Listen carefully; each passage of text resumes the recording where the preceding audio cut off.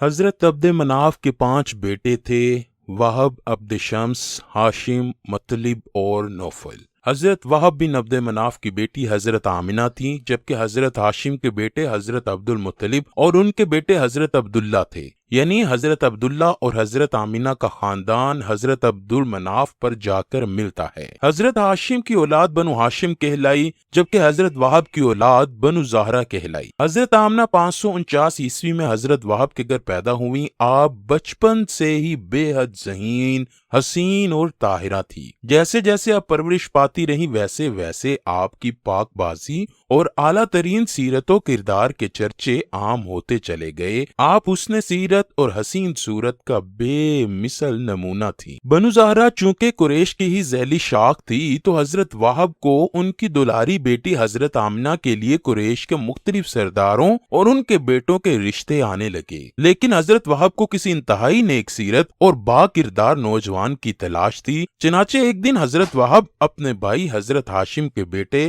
حضرت عبد المطلب کے گھر کی طرف نکل پڑے۔ راستے میں وہ ایک عجیب و غریب منظر دیکھتے ہیں۔ آپ نے دیکھا کہ کوئی 70 کے قریب تلوار باز اور نیزہ بردار لوگ ایک نوجوان کو گھیر کر کھڑے ہیں۔ دور سے ہی یہ منظر دیکھ کر حضرت وہب ایک درخت کی اوٹ میں کھڑے ہو جاتے ہیں۔ آپ دیکھتے ہیں کہ اچانک آسمان سے کوئی عجیب مخلوق اس اکیلے نوجوان کی مدد کے لیے اترتی ہے اور نوجوان ان 70 تلوار بازوں سے محفوظ ہو جاتا ہے۔ وقوع ہونے کے بعد حضرت وہب اس نوجوان کے قریب جاتے ہیں تو ان کی حیرت میں مزید اضافہ ہو جاتا ہے، کیونکہ وہ لڑکا آپ کے بھتیجے حضرت عبد المطلب کا بیٹا حضرت عبداللہ تھا۔ حضرت وہب اسی وقت یہ فیصلہ کر لیتے ہیں کہ وہ اپنی بیٹی حضرت آمنہ کا نکاح اسی لڑکے یعنی حضرت عبداللہ سے کریں گے، کیونکہ وہ جان گئے تھے کہ یہ لڑکا کوئی عام نہیں کہ جس کی مدد کے لیے آسمان سے کوئی مخلوق اتری ہے۔ چنانچہ آپ نے اس رشتے کی بات ایک دوست کے ذریعے سے حضرت عبد المطلب کے پاس پہنچائی۔ حضرت عبد المطلب بھی یہی چاہتے تھے کہ حضرت عبداللہ کی شادی ہو جائے۔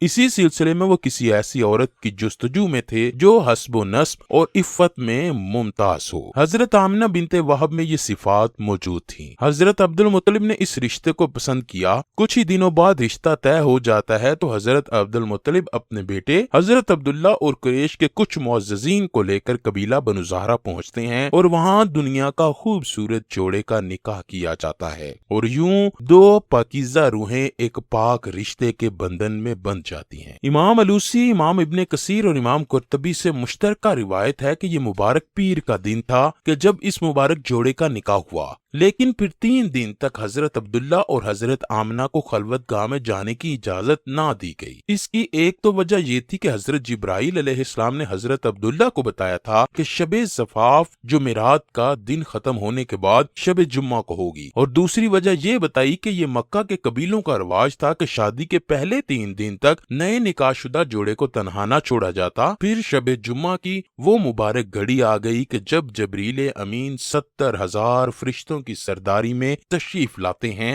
اور آ کر بام کعبہ پر حلالی پرچم لہرا کر دنیا والوں کو خوشخبری دی جاتی ہے، آج نور محمدی صلب پدر سے رحم مادر میں منتقل ہو جائے گا۔ ایسا ہی ہوا۔ شب جمعہ کو حضرت عبد المطلب نے بنو زہرہ میں قیام کے دوران ہی نکاح کے تیسرے دن حضرت عبداللہ اور حضرت آمنہ کو خلوت گاہ میسر فرمائی، اور یہ مقدس اور دلاویز نور حضرت عبداللہ کی پشت مبارک سے حضرت آمنہ کے بطن مبارک میں منتقل ہو جاتا ہے، اور سرور کائنات آقا نامدار حضرت محمد صلی اللہ علیہ وآلہ وسلم کی بشری ولادت کی تشکیل کا اہتمام شروع ہو جاتا ہے۔ اسی رات ابلیس لعین کا تخت الٹ جاتا ہے اور وہ مردود بارگاہ الہی میں 40 دن بحر و بر میں مارا بارا پھرتا ہے، اور فرط غم و کثرت غیظ و غضب میں سیاہ و سوختہ ہو کر ابو قبیس نامی پہاڑ میں جا کر رونے لگتا ہے۔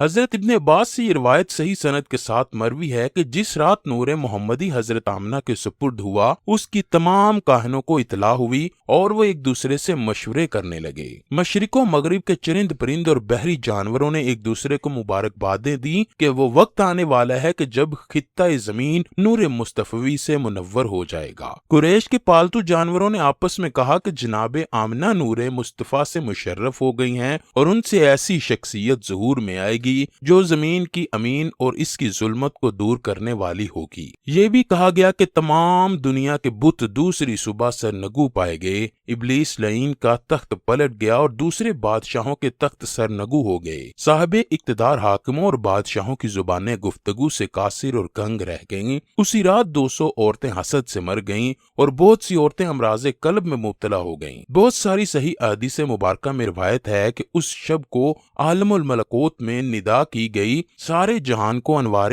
قدس سے منور کرو، اور زمین و آسمان کے تمام فرشتے خوشی و مسرت میں جھوم اٹھے، اور دروغہ جنت کو حکم ہوا کہ فردوس اعلیٰ کو کھول دے اور سارے جہان کو خوشبوؤں سے معطر کر دے۔ زمین و آسمان کے ہر طبقے اور ہر مقام میں خوشخبری سنا دی گئی، اور ایسا کیوں نہ ہوتا کہ تمام خیرات و برکات، کرامات و سعادات اور انوار و اسرار کا مصدر اور مبدع خلق کا عالم، اصول بنی آدم کے اس عالم میں تشریف آوری اور اس کے ظہور کا وقت قریب آن پہنچا ہے۔ یقیناً تمام جہان والوں کو منور و مشرف اور مسرور ہونا چاہیے۔ ناظرین گرامی، معجزہ تو دیکھیے کہ حضرت آمنہ کے بطن اقدس سے رسول اللہ کے سوا اور کوئی فرزند تولد نہ ہوا، اور نہ ہی حضرت عبداللہ سے حضور کے سوا کوئی اور فرزند پیدا ہوا۔ سبحان اللہ! دیکھیے اللہ پاک نے اپنے جس پیارے محبوب کے لیے یہ کائنات سجائی، تو پھر ان کی ولادت پر بھی بے شمار معجزات رونما ہوئے۔